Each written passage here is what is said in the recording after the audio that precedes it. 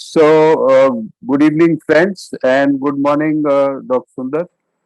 Uh, Hope it's reasonably good time for you to get up early in the morning.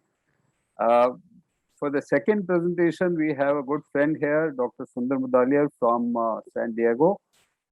He is clinical professor of medicine, University of California, San Diego, and also staff physician at the VA San Diego.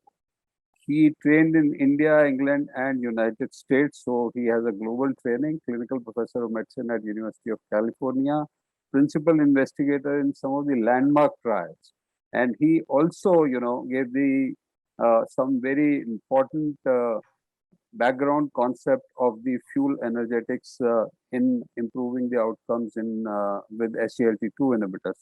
So Dr. Sundar is going to discuss the SGLT2 inhibitors and kidney outcome trials. Over to you, sir. Okay.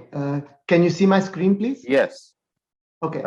Thank you so much for the kind invitation. And it was a wonderful talk by Dr. Tuttle. And 3 years ago at the American Society of Nephrology, we both presented together, typically the same subjects. I presented on SGLT2 inhibitors, and she did it on GLP-1 receptor agonists. And she's done such a magnificent job that I have big shoes to fill going forward, but I'll do my best. So the topic you gave me was SGLT2 inhibitors and kidney outcome trials. And I kind of added this in at the last minute: sweet success for the diabetic kidney. This is not my title, and this is from people in University of Washington, Ian DeBoer and Steve Kahn, a good friend of mine. So first of all, my conflict of interest disclosures are up there. I do speak for AstraZeneca, mostly in the Middle East, and I do get research support from the NIH. So I've got 3 objectives today. First, I will describe the results of renal outcomes with the SGLT2 inhibitors and describe how, as Dr. Tuttle said, a serendipitous secondary outcome for, finding in the original CVOTs and also in the recent heart failure studies, but proven by dedicated primary outcome studies with kidney outcomes. Then I thought I would just review criteria to define kidney renal outcomes. It's all over the place to a non-nephrologist. Albuminuria, should we use albuminuria, eGFR decline, dialysis, renal transplantation, renal death? And finally, a subject near and dear to my heart, potential mechanisms. Why would we get such profound renal benefits in addition to cardiac benefits? And as was pointed out earlier, the heart failure and CKD benefits actually were a serendipitous finding in the CVOTs. When EMPEREG was presented in September 2015, everybody was like, wow. But it was MACE outcomes. Heart failure was, by the way, over there, replicated in Canvas and then declared to me for DAPA. They were very, clever. They went in and modified and had a 2 co-primary endpoint because that was a lower risk population. They put heart failure right up over there. Now, the heart and the kidney are connected. That's why heart failure and kidney failure kind of tend to go together. The heart pumps more than 1 lakh times every day. Thousands of liters of blood is being pumped.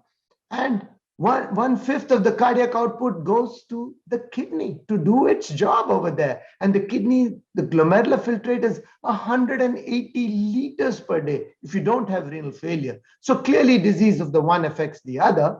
And of course, as we all know, CKD patients are about up to 6 times more likely to die of heart disease than they will get to end-stage renal disease. And heart failure is a big problem in patients with CKD.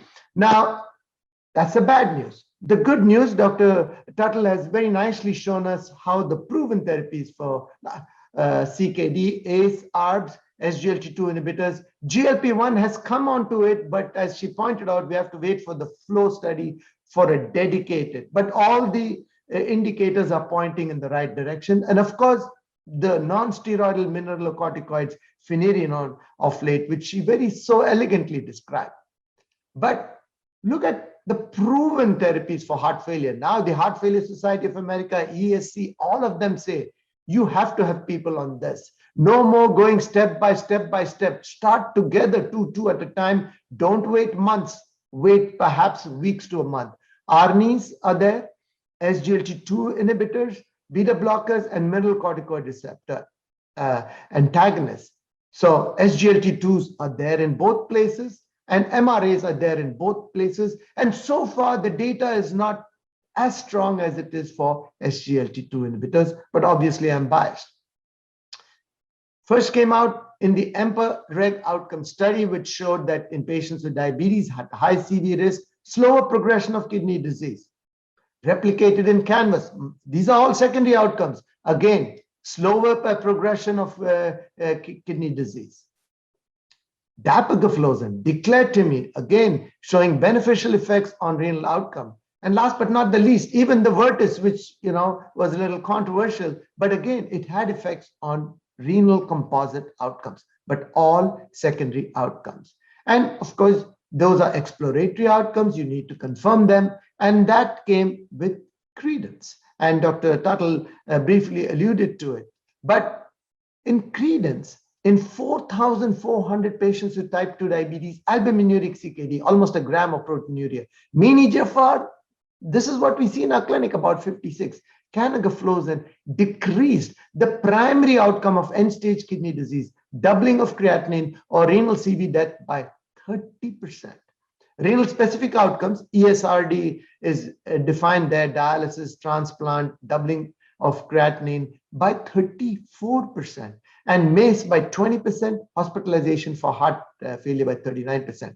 I have to point out that this decline in the eGFR, doubling of creatinine and all are kind of altogether, some people say 40% decline and sustained decline in eGFR. Some people say 50, and doubling of serum creatinine actually is a 57%. But be that as it may, it was primary outcome was proven.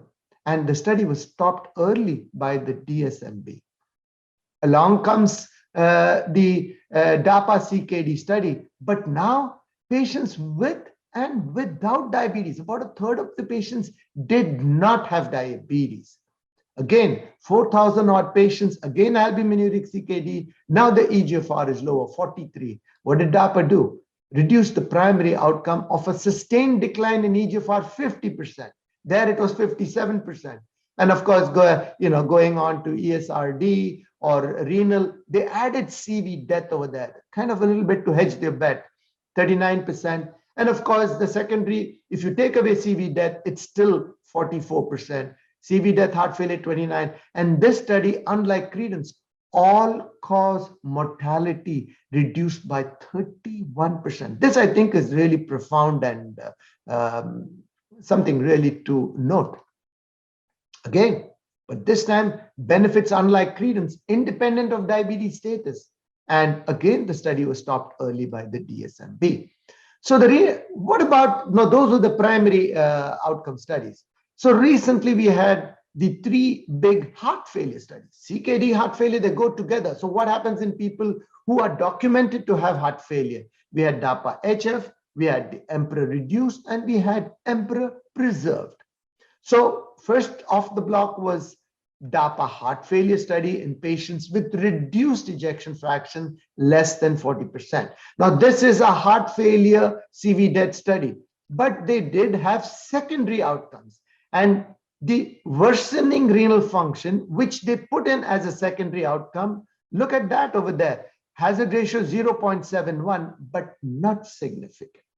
Okay, but this was not powered for that, but suggesting quite strongly that, hey, it might be. So what do? Then when they go back and let's look at the eGFR slope. And this is something which is still a little controversial, at least to a non-nephrologist.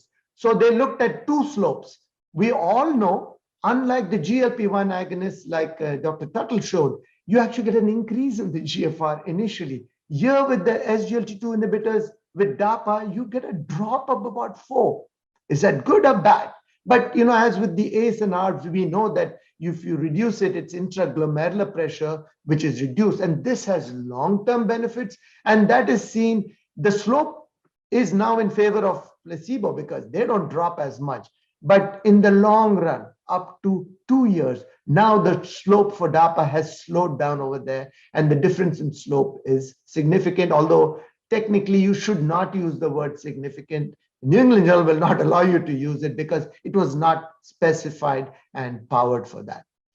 Anyway, coming to the Emperor reduced heart failure study. Now look at this. Their mean slope eGFR, again, significant.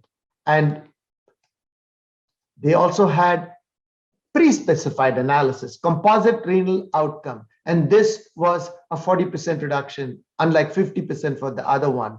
And now 0.50 hazard ratio is well on the other side of unity, but you cannot use a p-value because it is a pre-specified analysis. It's not a designated secondary endpoint, which in and of itself is exploratory. But if you look at the eGFR, which was significant, again, the same thing that we see. Initially, EMPA drops about 4, but then flattens out as you go through. And over there, ultimately at the end, the slope is a lesser one, almost 2 ml per year slope, slower with empagliflozin over the 2 years of the study compared to placebo, which is good. And you can see the lines cross about a year and a half, and then EMPA stays flatter. Then just last week, Emperor Preserved comes in. Now what did they do? So again, it's a heart failure study. These are all secondary outcomes, but heart failure, kidney failure go together. So they specified the eGFR CKD epi thing. And now what did they find? This was a secondary outcome, and it was specified, and they tested it in a hierarchical testing procedure. Guess what? The slope is less for EMPA than it is for DAPA, and the p-value is highly significant. But they also had a composite renal outcome, and now it was for more than a 40% reduction. This did not meet it. Of course, in the higher, you can't give a p-value or anything over there because that's over with the secondary outcomes over there. But, and if you look, this is what they showed at the, I did not attend the ESC. So clearly you can see the difference in slopes that you see. The slope at the end of the study was 1.36 ml slower with EMPA versus placebo. But they did an interesting thing as well. In 3,000 patients, they stopped the drug for about a month and a half. And then they found that the eGFR deteriorated less. If you calculated the slopes, now the slope is far more in favor. It's about a 2.4 versus 1.3 in favor of EMPA because they didn't show the real curves. It comes up. And we saw that in EMPA-REG. You stop the drug, it's a transient effect on intraglomerular pressure. The eGFR comes back, and in EMPA-REG almost back to baseline. So this is fascinating, but they said very clearly this represents the unconfounded assessment of the treatment effect. But many people dispute this. How can you, not take into account this initial fall? This is the acute slope, the chronic slope. We're looking for the long-term progression. But be that as it may, it is all in favor of an SGLT2 inhibitor, a slower progression to end-stage kidney disease. But in a companion article in the New England Journal of Medicine, the main article was the Emperor Preserved. Dr. Milton Packer from Dallas, he wrote this and he said, although empagliflozin and DAPA have been reported to slow the rate of decline in the estimated GFR, changes in eGFR slope may not predict the effects of these drugs on major renal outcomes. And he said that for a while. He says, we should not be using the eGFR slope. And he gave this example. On the top is Emperor Preserved. So look at it. The hazard ratio I showed you over there, 0.95. Again, this is New England Journal. They will not let you put a p-value because this was not the secondary outcome. Clearly in favor of EMPA. So if you look at the estimated cumulative incidence, about 3% versus 6%. So there's a 50% reduction. But if you come to the Emperor Preserved, now the hazard ratio, as I showed you. So he says there is a discordance. The eGFR is coming down slower with empagliflozin in both studies. But hey, what happened to the major adverse renal outcomes? It is not significant here. But I think to my mind that is not an issue, and I'll tell you why. But the question is, does slowing of the eGFR translate into less renal outcomes in the long term? Basically, is eGFR decline a good surrogate renal endpoint? And the FDA struggled with this before they approved all the endpoints for the renal dedicated studies. What about albuminuria? Well, it's been around for a long time. We all check in fact, now most people don't even look at eGFR. Now slowly it's coming. Everybody's looking at creatinine and trying to translate CKD-EPI equation, KD-IgA, all the different equations are there. So just like MACE, how can we measure renal outcomes in long-term studies? So I think most people, at least in the nephrology space, and Dr. Tuttle can comment on this later, the eGFR slope is recognized as a pretty good surrogate. And this is from some pretty big people, including Hiro Hirspink and all that. And they said, they looked at multiple studies. They said, if you have a sufficient sample size, a treatment effect of 0.7 ml per minute per 1.73 meter square year, or greater on the total slope over 3 years, or the chronic slope, predicts a clinical benefit on CKD progress with 96% probability. So yes, you can trust the eGFR slope. And they said with large enough sample size, these are thousands of patients, GFR slope may be a viable surrogate for clinical endpoints, because clearly you cannot wait years and years and years. Although, to be fair, in the Credence and DAPA, you got those endpoints which were powered for within 2.5 years, and the DSMB stopped the studies. Proteinuria, I've always said it, and people, Dr. Bakris also said, I said albuminuria is a better predictor of cardiovascular disease than it is of kidney disease. But we've always measured it over there. This was a large meta-analysis, 32 studies, 9,000 patients, evaluating 5 intervention types, ACE, ARBs, other drugs. Basically, they said, this is 2014. These results provide new evidence supporting the use of early reduction in proteinuria as a surrogate endpoint, but they do not provide sufficient evidence to establish its validity in all settings. And Dr. Tuttle very nicely pointed out the discordance between albuminuria and the renal in the, I had not known that with the endothelin receptor antagonist. And of course, now the renal field is moving like the MACE. You heard of the MACE, now we have to hear of the MARE, and it's not a female horse. And the MARE is major adverse renal endpoints, and Dr. Bakris is going to be speaking next, and he perhaps may want to speak to it. But what are hard renal outcomes? Because proteinuria is soft, eGFR is soft, it's a predictor. This is hard. So depending on how you define it, MARE is 3-point MARE, incident kidney disease, ESKD, death of renal cause. MARE plus 4-point MACE, like 5-point MACE. They put it all in. But to me, as a non-nephrologist, where is the detail of this? It's in the small print. The devil is in the detail. Each one is defined. eGFR defined as 40% on at least 7 creatinine measures, resulting in eGFR as defined over 2 years of slope. So this field, and I'd love to hear Dr. Tuttle's thoughts on this MARE outcome. But bottom line, in the dedicated renal endpoint studies, Credence and DAPA, SGLT2 inhibitors reduce major adverse renal endpoints. I think that is very clear. And there's tantalizing evidence that the GLP-1 receptor agonist could do it, the finerenone maybe, and the endothelin receptor antagonist. But in the CVOTs and heart failure trials, these are secondary endpoints. SGLT2 inhibitors reduce eGFR slope for sure, and in some studies, even major adverse renal endpoints.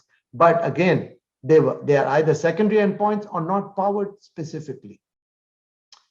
But then to me, the bigger question is, why would SGLT2 inhibitors have such robust effects on heart failure and CKD kidney failure, which occur early? That's something puzzling.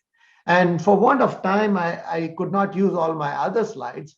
Just to put it into one sentence, several hemodynamic, is it, endothelial function, is it drop in blood pressure, natriuresis, diuresis, metabolic effects, weight loss, all the things, molecular mechanisms, sodium hydrogen exchanger 1 in the heart, sodium hydrogen exchanger 3 in the kidney, and a whole bunch more things have been postulated, nobody knows yet, to explain the heart failure and CKD prevention benefits of the SGLT2 inhibitors.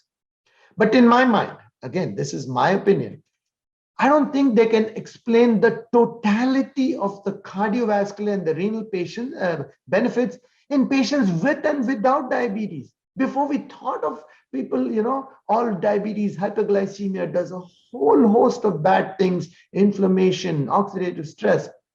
But DAPA CKD says, hey, it happens in people without diabetes. DAPA heart failure benefits in people without heart failure. There's no hyperglycemia over there. So where did all that come from? And which drugs do this so early? The heart failure benefits, I couldn't show you the slides over there, occurring within 28 days for Ampereg, and with the other studies, 17, 20 days, less heart failure hospitalization. The CV death occurs within 2 months, 59 days in Ampereg. And CKD benefits take a little longer. They take a few months to occur. In my opinion, all of this in patients with without diabetes, if you want one, at least partly, these changes partly can be explained by changes in fuel metabolism because it occurs immediately, unlike the other ones which take a little time to occur. But then, what is the problem with fuel metabolism in diabetes? Well, again, for want of time, I can't do it. I think the crux is hypoxia. Hypoxia in the kidney, hypoxia in the heart. And this is a paper from, Volker Wallin, who works in San Diego and is a good friend of mine, and I have long discussions with him. He wrote about, in Kidney International, the role of renal hypoxia in the pathogenesis of diabetic kidney disease, a promising target for newer renoprotective agents, including SGLT2 inhibitors. And he said in diabetes, there's a lot of increased ATP demand, hyperfiltration, tubular growth. See, hyperfiltration, you're pushing more stuff down, but the problem is the tubule has to take it all back.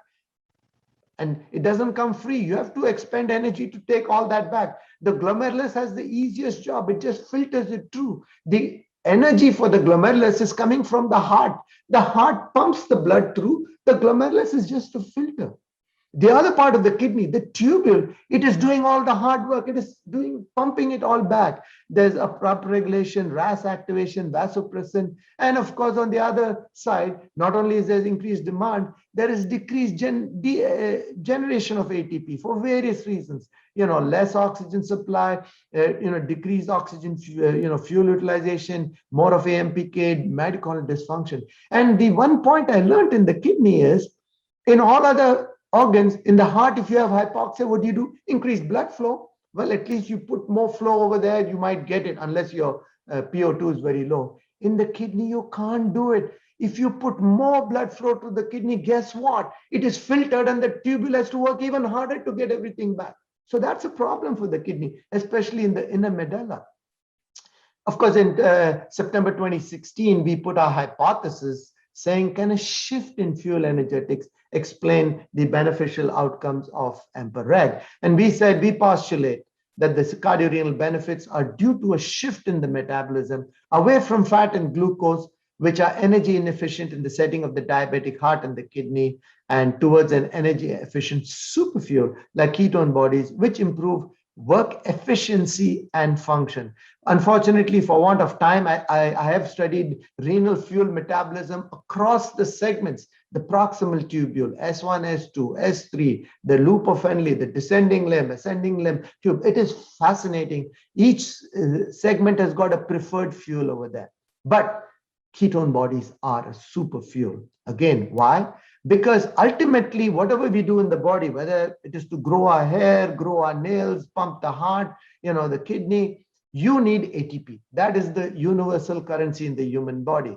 And you can gauge it by what's known as the PO ratio. How much ATP moles do you make per atom of oxygen consumed in the electron transport chain, something like a miles per gallon, kilometers per liter. Glucose is the best fuel, 2.58, provided it goes the whole thing round in the Krebs cycle.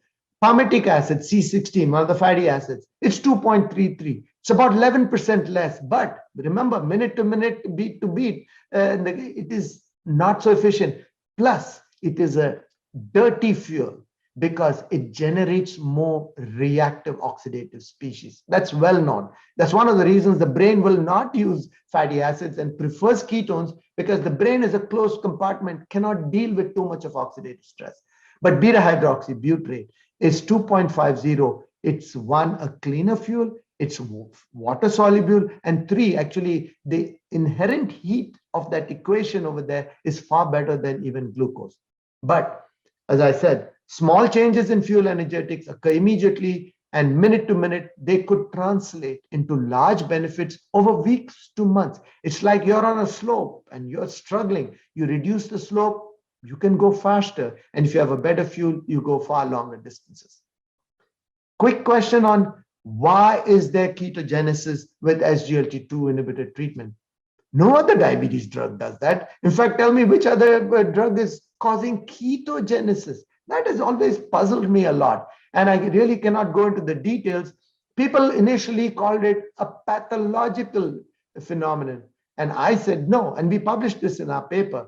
It's a physiological adaptation to fuel metabolism because there is continued loss of glucose, an essential nutrient in the urine, even if you're fasting.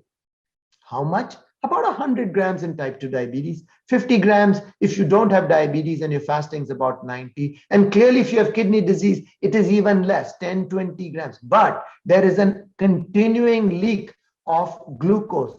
And think about it. If your glucose is going out all the time, your blood sugar will come to zero. Or you have to eat all the time to keep your sugars up because you're leaking it out over there. There has to be some hemostasis. There has to be some hemostasis. And now for some reason, is it progressing? Okay, there. Sorry about that. So that loss of glucose is countered by an upregulation of SGLT1 transporters. Actually, it's not an upregulation. Volker Wallin always says, he says they're just sleeping over there. The moment it comes, they have high affinity, but low capacity. They only can take about 50%. So if you filter out to about 180 grams, you still will leak out 90 grams. So what about the other 90? The liver increases its hepatic production to supply the tissues. There's some evidence that the kidney also may do it. Why do we need the glucose? Why can't we use fat and ketones? Because there are three tissues which are almost completely dependent on glucose. The red blood cell has got no nucleus, no mitochondria. It cannot live if there is no glucose. It has to do glucose to the lactate thing. The inner medulla of the kidney, the PO2, depending on which reference, about 10, 15 millimeters, not enough to support oxidative phosphorylation. And the brain takes time to switch to ketones and doesn't like fatty acids over there. So the liver takes acetyl-CoA comes into it, cannot go into the Krebs cycle, acetoacetate, acetyl-CoA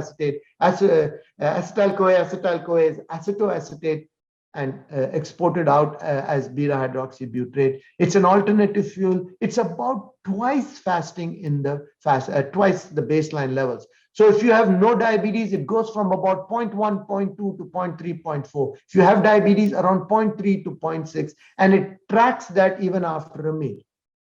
And actually, we wrote that in our paper. An SGLT2 inhibitor is similar to the state of accelerated starvation in pregnancy. I know the previous session was on GDM. Remember, the fetus is mainly glycolytic. It doesn't have the machinery for fatty acid oxidation. And a woman, you starve a woman, they go very quickly into ketosis. That's why women need to eat all the time. And I know the question was asked of Dr. Adrian Vella. Glucose levels run far lower. That's one of the effects of you leaking out glucose. So just I will finish before my time. There. But that's all diabetes. What about people who don't have diabetes? Well, it's the pleiotropic effects of ketone bodies, because beta hydroxybutyrate is more than just a fuel substrate. We knew this only in the 1980s, that, hey, this is another fuel substrate. And of course, this is a very nice paper in Cell Metabolism. Beta hydroxybutyrate has got receptors, the not-like protein 3 inflammasome, quite powerful effects to block inflammation. This is probably why the effects occur in IgA nephropathy in the DAPA-CKD. NLRP3 plays a major role there. HCAR2 blocks lipolysis, free fatty acid receptor lowers the metabolic rate. This is fascinating. Histone deacetylators, the sirtuins, partly through FOXO, reduces oxidative stress, inflammatory stress, and of course, beta hydroxybutyrate can promote longevity. So bottom line is, ketone bodies are not only a fuel source, they suppress oxidative stress, they've got anti-inflammatory effects, they've got powerful effects on the powerhouse of the cell, mitochondrial biogenesis and function. This is one of my figures. The paper is still under review. In fact, one of the reviewers said this picture is too gaudy, tone it down. But I'm going to try and appeal that. Anyway, SGLT2 inhibitors block the transporters in the proximal segment. You get loss of glucose, essential nutrient, accelerated starvation, accelerated lipolysis, ketogenesis, about twice baseline. It is beta hydroxybutyrate. More beta hydroxybutyrate, improve fuel energetics, improve myocardial and renal oxygen consumption and work efficiency. And these powerful effects, I don't have time to go in, NLRP3, FFAR, antioxidative stress, hypoxia, HIF1, there's more erythropoietin, there's an increased hematocrit, which increases the oxygen carrying capacity of all the SGLT2 inhibitors, antifibrotic effects, seen in humans in kidney specimens, mTOR-C1, improve myocardial function, anti-sympathetic effects through GPR41. This is because unlike GLP-1 receptor agonists, SGLT2 inhibitors do not increase the heart rate. The blood pressure falls, the heart rate has to go up. Does not go up with this. Bottom line, less myocardial and renal damage, less heart failure over there. But caveat, the data is mostly preclinical. There is clinical data. I don't have time to show you. It is not definitive by any means. It's far stronger for heart failure, cardiac output than it is for renal. It's a little fuzzy still. Of course, you have the other effects of the SGLT2 inhibitors, which are ketone independent, hemodynamic, vascular, metabolic, molecular, all of them. Few points. SGLT2 inhibitors have not been studied in CKD without proteinuria. The AMPA kidney is going to look at that. Not studied in type 1 diabetes. Not studied in polycystic kidney disease. They were excluded. Not studied in lupus nephritis, ANCA, for which you use other drugs, immune suppressants and all of this. But chronic glomerulonephritis, CKD, hypertensive CKD, IgA nephropathy CKD, yes, SGLT2 inhibitors. Finally, I always like to start with history. I've used this slide so many times. The first description of diabetes and its treatment is about 5,000 years. This is Hesi Ra, a physician around 3000 BC. This was a stamp issued by Egypt in 1971. And this papyrus is available today in the University of Leipzig. And he described a disease like diabetes with polyuria. And he said, to treat it, take a measuring glass, fill it with water from the bird pound, fresh milk, beer, cucumber, mix it into one, take it for 4 days, and the kidney. I mean, 5,000 years ago, before, the Greeks and the Indians figured out that, hey, this is the kidney. Of course, 5,000 years later, we had the keto diet with Elliot Jocelyn, the discovery of insulin, SGLT2 inhibitors. And when they came out in 2013, people said, turning symptoms into therapy. And many people said, you're going to destroy the kidney, you're going to fill it with sugar.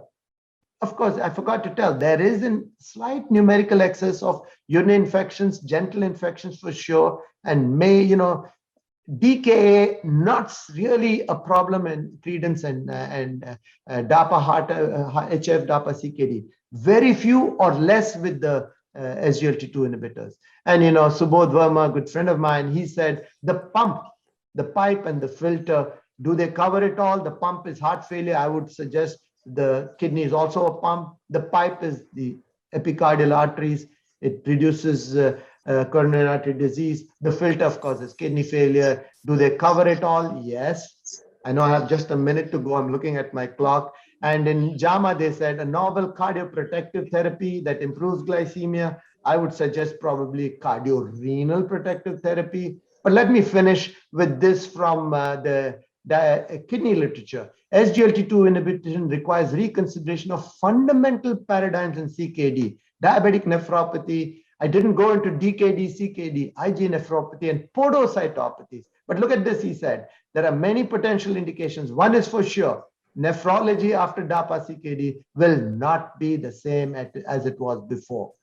Finally, thank you very much for your attention. Thanks, Sundar.